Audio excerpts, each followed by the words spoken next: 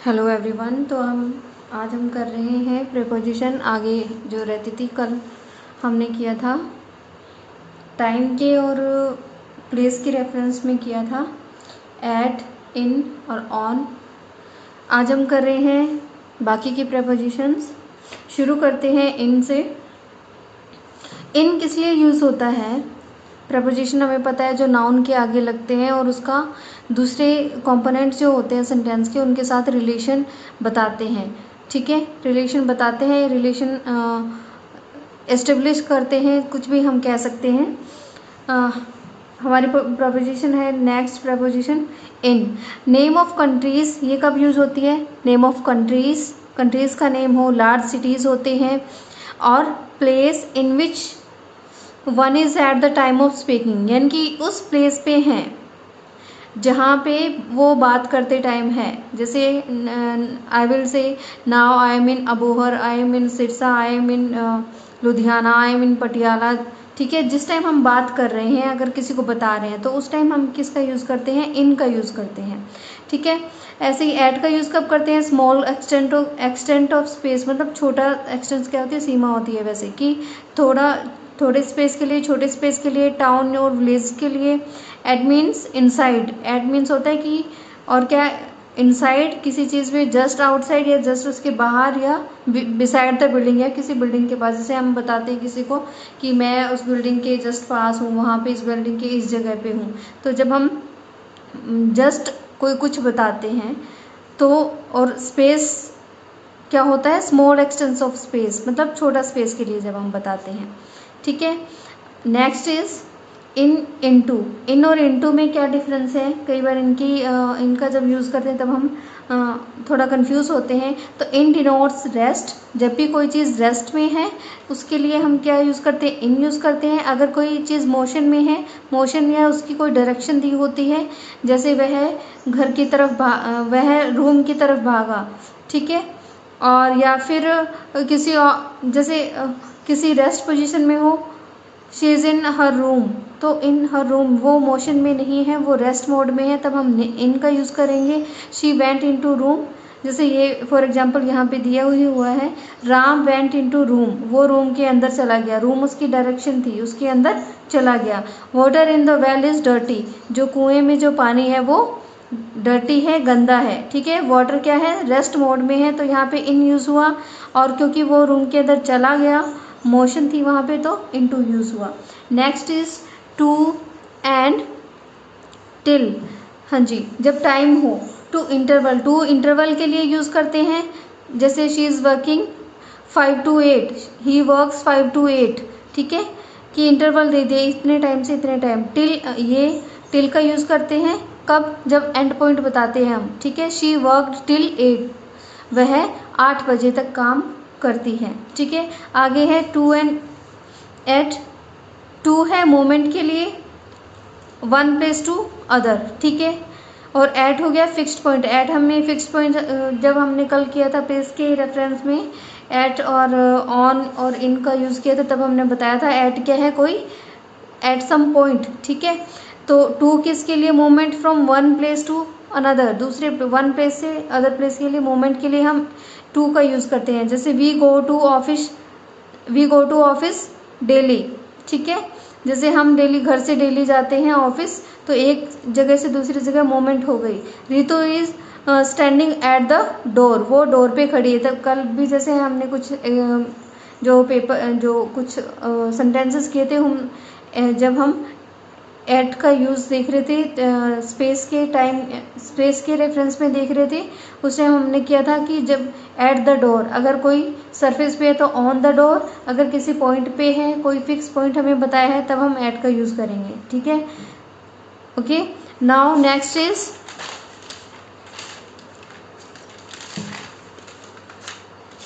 For and at. हाँ जी, जब प्राइस की बात हो रही हो तब फॉर और एट में क्या यूज़ करेंगे? फोर का मतलब एक्चुअल अमाउंट दी होती है। जब एक्चुअल अमाउंट दी होती है तब हम फोर का यूज़ करेंगे। जब एट कब यूज़ करेंगे? जब अमाउंट नॉट गिवन, जब अमाउंट हमें नहीं दी होती। ठीक है, आपने बहुत बार सुना होता है ना कि वो कई कहते हैं आई परचेजेस फॉर 200 रुपीज़, ठीक है। तब कोई बार 4 बोलते हैं, कई 8 बोलते हैं, तो सही यूज़ क्या होता है, आई बोट द पेन फॉर ₹5। यहाँ पे रुपीज़ फिक्स दिया हुआ है, एक्चुअल अमाउंट दी हुई है इसकी। लेकिन नेक्स्ट आप सेंटेंस देखो, इसमें क्या है, I bought the pen eight A low price, ठीक है। प्राइस इसमें, अमाउंट इसमें नहीं दी हुई, लो प्राइस लिखा हुआ है, एक्चुअल अमाउंट नहीं है, तो हमने क्या यूज़ किया, एट यूज़ किया, ठीक है। आगे है फॉर, सिंस, फ्रॉम। ये बहुत, जब हम टेंसेस करते हैं तो फॉर और सिंस का यूज़ हमें पता ही होता है कब करते हैं। फ्रॉम में थोड़ा सा डिफरेंस है। कैसे, पहले फॉर का पता हो, फॉर किस लिए हम यूज़ करते हैं, for a period of time, एक पीरियड ऑफ टाइम होता है, ठीक है, जिसमें हमें फिक्स नहीं पता कि कब से। जैसे he has been here for 5 years, वो यहाँ पे 5 साल से है, लेकिन कौन से 5 साल से है, 1990 से है, 2000 से है, 2012 से है, तो ये चीज़ हमें नहीं पता, पर बस इतना पता है कि 5 years से है, कुछ भी फिक्स नहीं पता हमें, ठीक है। और सिंस का यूज़ कब होता है, जब अ पॉइंट ऑफ टाइम, ये होता है पॉइंट ऑफ टाइम के लिए, मतलब जब हमें पता हो, जैसे he has been here since 4 o'clock, जैसे वो यहाँ पे है कब से, 4 बजे से, यहाँ हमें फिक्स पता है, टाइम का पॉइंट पता है कि वो 4 बजे से यहाँ है, ठीक है, तब हम सिंस का यूज़ करेंगे, ठीक है। अगर हमें नहीं पता हो, टाइम की बात हो, एक पीरियड ऑफ टाइम दे रखा है कि वो 5 साल से यहाँ है, लेकिन कौन से 5 साल हमें नहीं पता है, ठीक है। आगे फ्रॉम का यूज़ कब करते हैं, for place and time, to और टिल जिसमें यूज़ होता है, तब हम फ्रॉम का यूज़ करते हैं। जैसे she has been busy from morning till evening, वह सुबह से लेके शाम तक बिजी है, ठीक है। तो हमने, क्योंकि यहाँ पे टिल आ गया ना, मॉर्निंग टू भी आ सकता है, यहाँ पे मॉर्निंग टू इवनिंग, यहाँ पे टिल लगाया है, जैसे for morning till evening, morning से लेके इवनिंग तक वो बिजी है, ठीक है। आगे है बिसाइड और बिसाइड्स, बहुत ज़्यादा कंफ्यूज क्रिएट करता है बिसाइड और बिसाइड्स, इनके दोनों का मीनिंग ही डिफरेंट है बिल्कुल। कैसे, बिसाइड का मतलब होता है एट, बाय, एट या बाय द साइड ऑफ, ठीक है, पर या उसके साइड में या उसके साथ, ठीक है। अब बिसाइड और बिसाइड्स का मतलब क्या होता है, बिसाइड्स का मतलब होता है इन एडिशन टू, इसके साथ, उसके साथ, ठीक है। कैसे बिसाइड, कैसे बिसाइड मतलब my house is beside the river, ऐसे कि मेरा जो घर है वो रिवर के पास है, ठीक है। एट वाला इसमें आ गया कंसेप्ट कि एट वाला इसमें मीनिंग आता है, लेकिन बिसाइड का मतलब क्या होता है, बिसाइड्स का मतलब के इन एडिशन टू, मतलब के साथ साथ, ठीक है। जैसे in addition to books, sorry, besides books she was given fee concession, अगर लिखा जाए, यहाँ लिखती हूँ मैं, besides books she was given fee concession, ठीक है। बुक्स के साथ साथ उसकी फीस भी माफ़ की गई थी, ठीक है। साथ साथ, इन एडिशन टू मतलब इसके साथ साथ, ठीक है। बिसाइड मतलब किसी चीज़ के पास, ठीक है। जैसे my college is beside the river, मेरा जो कॉलेज है वो एक रिवर के पास है, और इस बिसाइड्स का मतलब इसके साथ साथ, इन एडिशन की कोई चीज़ है उसके साथ, ठीक है। बिटवीन एंड अमंग, बिटवीन क्या होता है, 2 पर्सन्स के लिए हम बिटवीन यूज़ करते हैं, अमंग के लिए, मोर देन 2 के लिए हम अमंग यूज़ करते हैं। जैसे I distribute sweets among class students बहुत सारे होते हैं तो अमंग यूज़ होगा।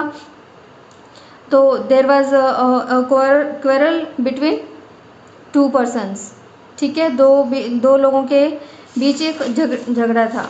आगे है ड्यूरिंग किस लिए यूज़ होता है, दौरान, ठीक है। और फॉर, ड्यूरिंग और फॉर में कई बार कन्फ्यूज़न होता है। फॉर होता है वो एक डेफिनेट टाइम, उसमें जो टाइम होता है उसकी लेंथ दी होती है। जैसे he worked for a long time, उसने बहुत टाइम तक काम किया। लेकिन ड्यूरिंग का मतलब ही बदल जाता है, ड्यूरिंग का मतलब होता है दौरान, ठीक है। I didn't eat during my fast, ठीक है, मेरे फास्ट के दौरान मैंने कुछ नहीं खाया, जैसे उस दौरान, ठीक है। ड्यूरिंग का मतलब दौरान होता है, फॉर का मतलब किसी लंबे पीरियड तक। जैसे जो हमने सिंस और फॉर वाला किया था, सेम यहाँ पे मीनिंग इसका यहाँ पे है। विद और बाय, विद और बाय में जैसे विद क्या है, कोई इंस्ट्रूमेंट मतलब कोई उपकरण किसी चीज़ से, और बाय मतलब किसी चीज़ की हेल्प से हम जो काम करते हैं। बाय मतलब जो काम करने वाला है, एजेंट और डूअर। जैसे she killed the snake with a stick, उसने स्टिक से सांप को मारा। यहाँ पे बाय नहीं आएगा, इसमें क्या आएगा, she killed the snake with a stick. With यहाँ पे स्टिक क्या है, यहाँ पे इंस्ट्रूमेंट, इंस्ट्रूमेंट मतलब उपकरण कि किसकी मदद से। मीन मतलब कोई भी साधन जिसके मदद से उसने ये काम किया, मतलब सांप को मारा।